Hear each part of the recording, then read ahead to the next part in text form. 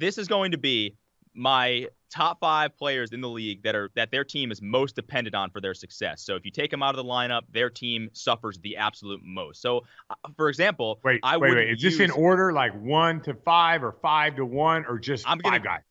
I'm going to give you the honorable mentions, and then I'm going to give you 5 through 1. So it'll be obviously number 1. I think number 1 is pretty obvious. So it's not going to be some climactic thing. But I want to say, I'll say this before I start. Like, I didn't put guys like James Harden on this list or LeBron on this list or Anthony Davis because I think without those guys, they still have another star next to them. Like, for example, if you take Harden off of that Rockets roster, yeah, sure, they're definitely not a title contender. They're not as good, but I still think like a guy like Westbrook could get that team to the playoffs. They're still pretty talented around him.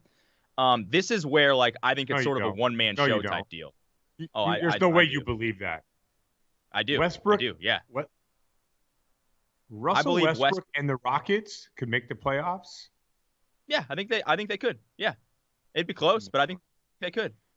100%.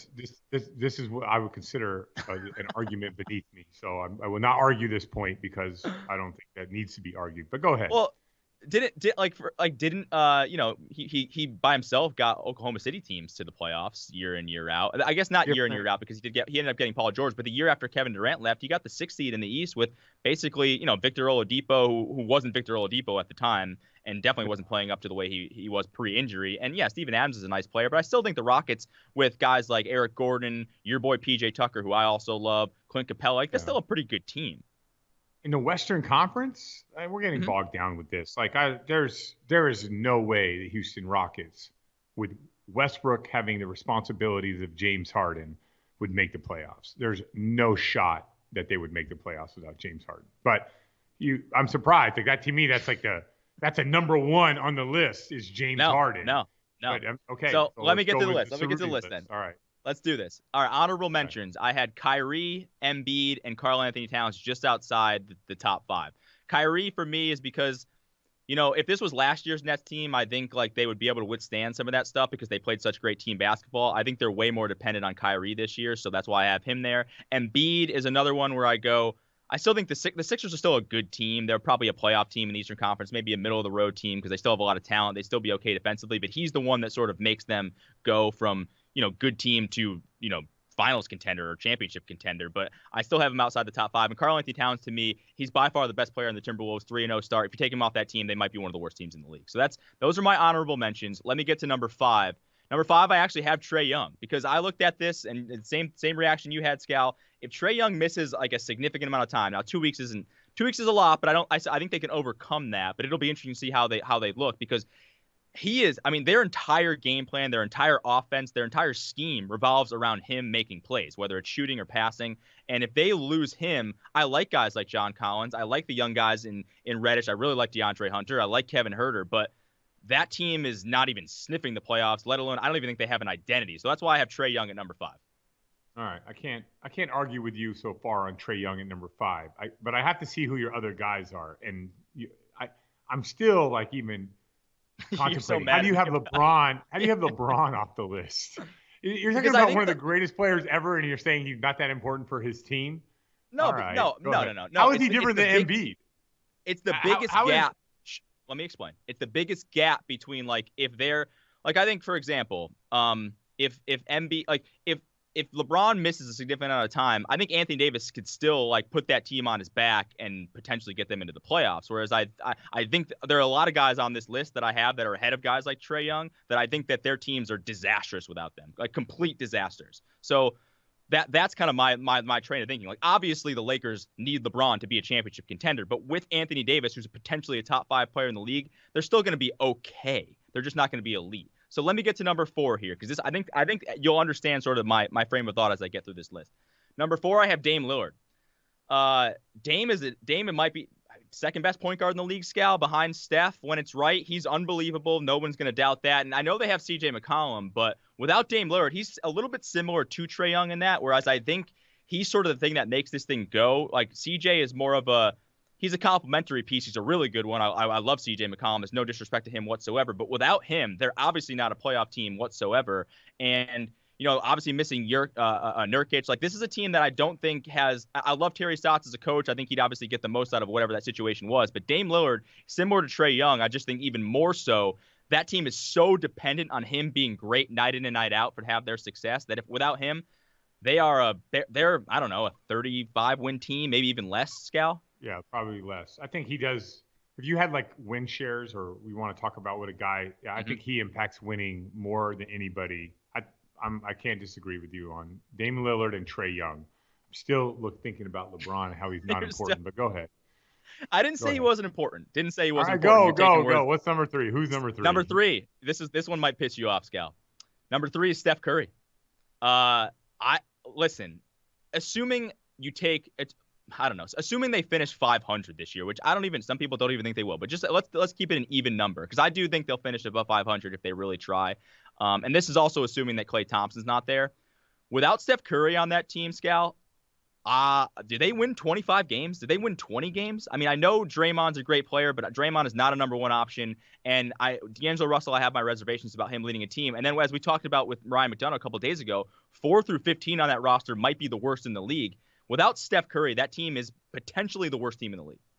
Okay. I can't disagree is that fair? with that. Okay, yeah, look at this. By far, it's the most. It's so awful. Like Steph Curry, without being on that team, I get it. But go ahead. All right, so listen, I feel like I'm doing pretty well so far. I get the Scal stamp of approval, and I think the final 2 guys I have on this list are absolute slam dunks. Number 2, I have Jokic. The Nuggets won 55 games last year, Scal. 54 games. I'm sorry.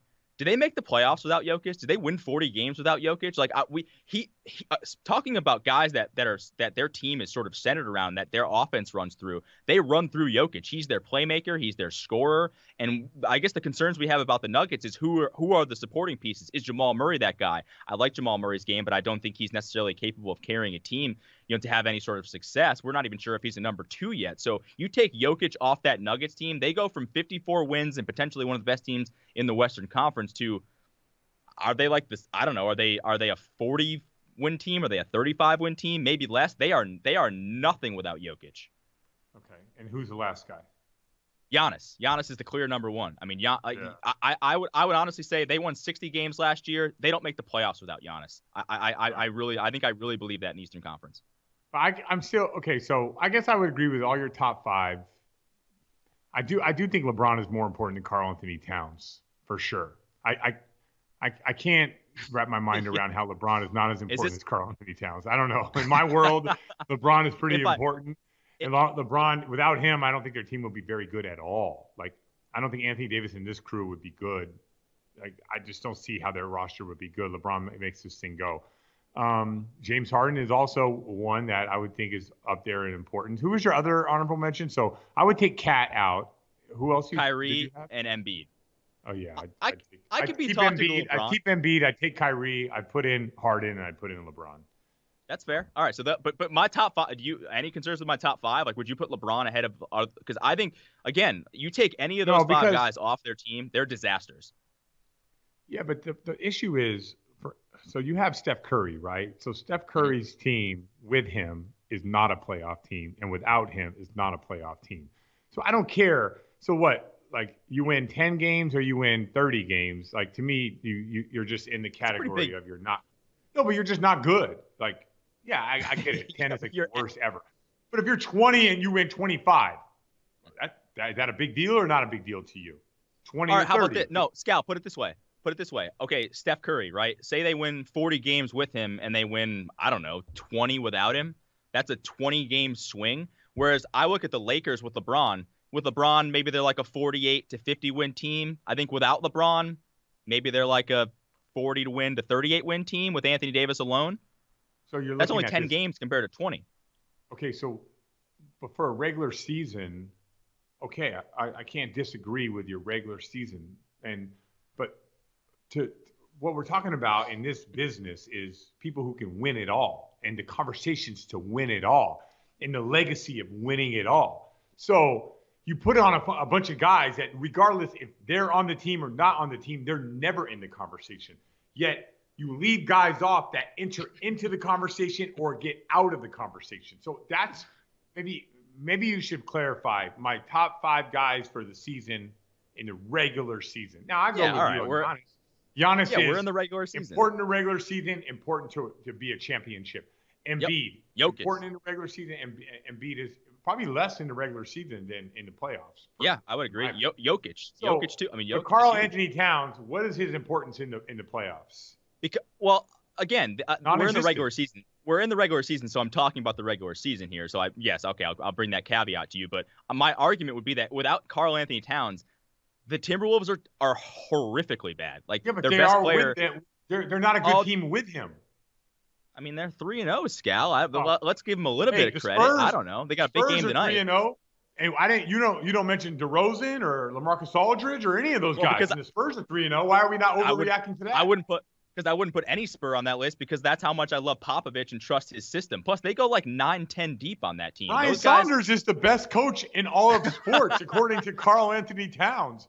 He said it. You just can't get over that. He's the greatest coach in all of sports, and I would not be a man if I couldn't bring in these young players if we didn't have a coach like that. Yeah, that's his dude, man.